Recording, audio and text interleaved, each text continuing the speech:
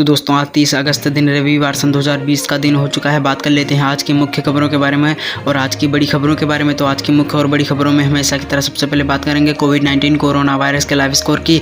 तो भारत में अभी तक कोरोना वायरस के टोटल मरीजों की संख्या बढ़कर 35,43,088 हो गई है। इसके अलावा मरने वाले मरीजों की संख्या अब बढ़कर 63,671 हो गई। इसके अलावा ठीक होने वाले मरीजों की संख्या अब बढ़कर 27,14,353 हो गई। इसके अलावा अभी भी जो लोग वायरस से संक्रमित हैं उनकी संख्या बढ़कर 7,64,477 हो गई। इसके अलावा एक नज़र डालते हैं पूरी दुनिया भर के आंकड़ों की तरफ।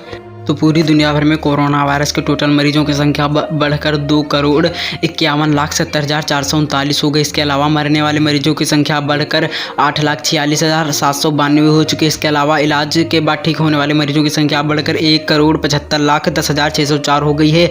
इसके अलावा अभी भी जो एक्टिव केसेस हैं उनकी संख्या अब बढ़कर 67,13,043 हो गई। इसके अलावा बढ़ते हैं अगली खबर की तरफ।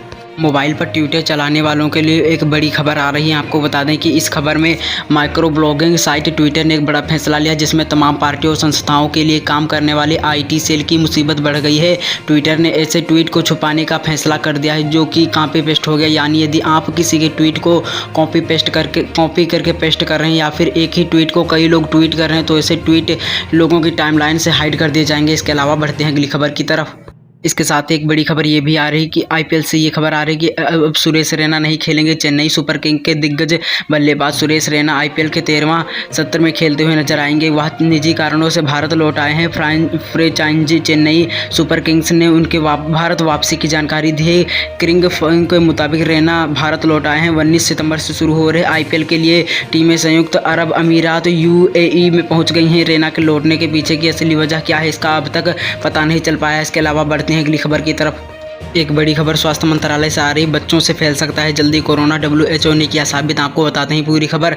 महामारी के प्रसार में बच्चों की आबादी के महत्व पर रोशनी डालने वाले एक नए अध्ययन मुताबिक कोविड-19 बीमारी से ग्रस्त बच्चे वायरस के लक्षणों के नजर नहीं आने या उनसे उबर जाने के हफ्तों बाद तक इसे फैला सकते हैं। JAM पीडियाट्रिक्स नामक जर्नल में प्रकाशित इस अध्ययन में दक्षिण कोरिया में 22 अस्पतालों में नए कोरोना वायरस SARS-CoV-2 से संक्रमित 91 बच्चों पर नजर रखी गई। यह पाया गया कि वे उम्मीद से ज़्यादा समय तक वायरल आनुवांशिक सामग्री RNA के वाहक होते हैं। शोधकर्ताओं ने दक्षिण कोरिया के Seoul national university college of medicine के सदस्य भी शामिल थे। इसके अलावा बढ़ते हैं अगली खबर की तरफ।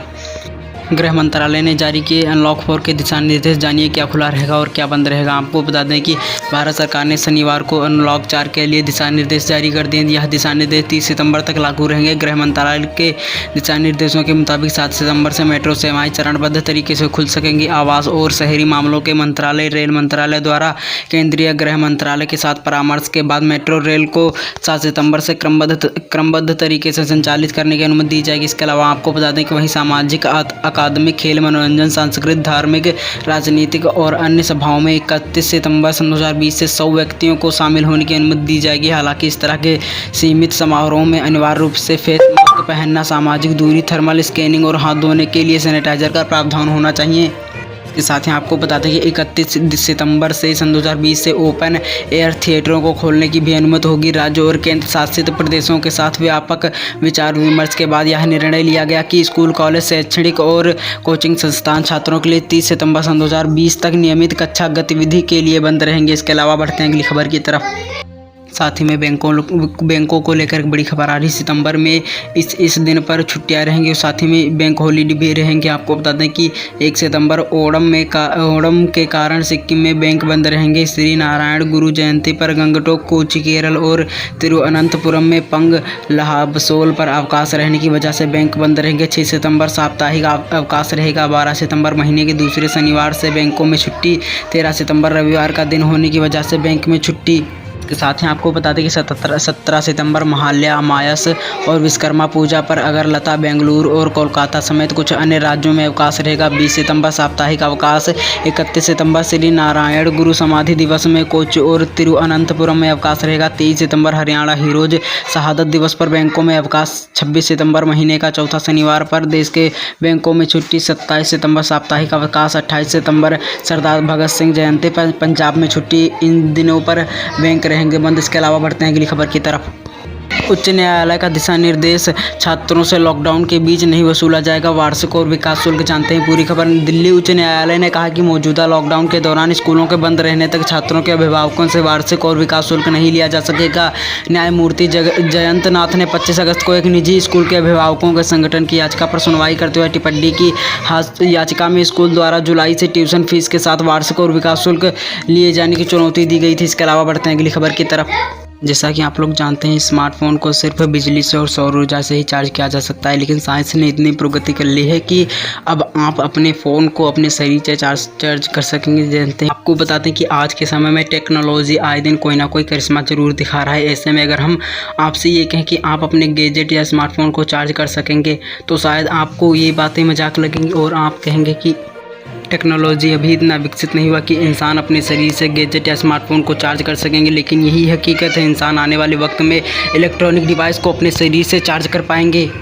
एक खबर के मुताबिक आपको बता दें कि थर्मासेल की सहायता से पास के ही वातावरण इंसानों के शरीर और तापमान से बिजली पैदा किया जा सकता है। थर्मासेल जैसी डिवाइस सेमीकंडक्टर की तुलना में अच्छा है, हालांकि ये आउटपुट की तुलना में सही नहीं है। इस परेशानी को दूर करने के लिए national university of science and technology के साइंटिस्ट ने रिसर्च किया। ये research actual electrolyte, metal oxide electrode और थर्मासेल को साथ मिलाकर किया गया है। रिसर्च करने वालों की माने तो बिजली पैदा करने के लिए इंसानों के तापमान की सहायता ली जा सकती है। इसके अलावा बढ़ते हैं अगली खबर की तरफ। उत्तराखंड सरकार ने एक बड़ा फैसला लिया है। अब राज्य में आने जाने के लिए कोई पाबंदी नहीं लगेगी। आपको बता दें कि कोरोना संक्रमण से बचाव एवं रोकथाम के मद्देनजर उत्तराखंड में दूसरे राज्यों से लोगों के आने जाने पर जारी पाबंदी शनिवार से खत्म कर दी गई है। पहले रोजाना 2000 लोगों को राज्य में प्रवेश करने की लिमिट निर्धारित थी। हालांकि राज्य में प्रवेश करने वालों के लिए ई पंजीकरण कराना और 72 घंटे के भीतर की अवधि में जारी कोरोना निगेटिव की रिपोर्ट देना अनिवार्य रहेगा। राज्य के आपदा प्रबंधन एवं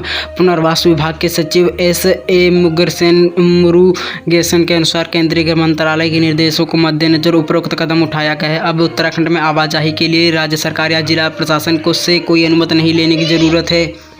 पूरे विश्व की टॉप 5 सेनाओं में भारत ने चौथे नंबर पर बनाई अपनी जगह। जानते हैं पूरी खबर। आपको बताते हैं भारतीय सेना दुनिया की चौथी नंबर की सबसे ताकतवर सेना बन गई है। दी स्पेस्टिकेटर इंडेक्स की रिपोर्ट के मुताबिक भारतीय सेना ने टॉप 5 में जगह बना ली। इस रिपोर्ट में पाकिस्तान को टॉप 15 से भी बाहर कर दिया गया है। इस लिस्ट में अमेरिका को दुनिया की सबसे शक्तिशाली सैन्य क्षमता के रूप में मान्यता दी गई, जबकि रूस को दूसरे स्थान पर, तीसरे स्थान पर चीन की सेना को रखा गया है, जबकि चौथे स्थान पर भारतीय सेना ने अपनी ताकत दिखाई है।